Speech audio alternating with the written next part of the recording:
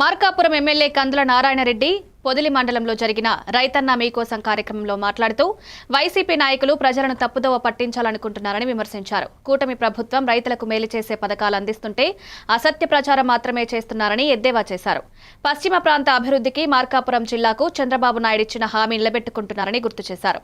Reliance ఇండస్ట్రీల వంటి పెట్టుబడులు తీసుకురావడం ద్వారా యువతకు వేలాది ఉద్యోగాలు ఇవ్వాలని కృషి చేస్తున్నామన్నారు.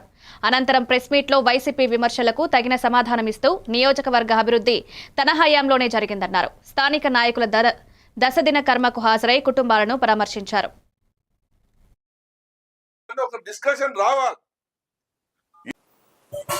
పొదిలి చెరువుకు నీళ్లు తెచ్చేదానికి పరిరక్షణ కమిటీ కొనండి.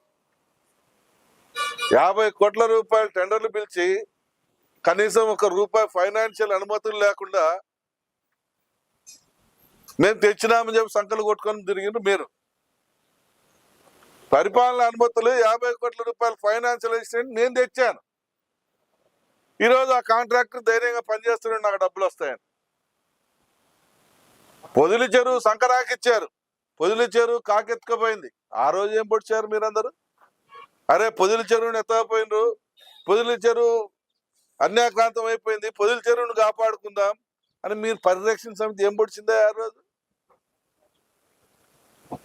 పొదిలికి అన్యాయం జరిగి డివిజన్ పోయిన రోజు మదిపలేదు. చెరువుకి రూపాయి డబ్బులు శాంక్షన్ తీసుకురాకుండా తెచ్చినామని సంకలు కొట్టిన రోజు నోరెత్తలేదు.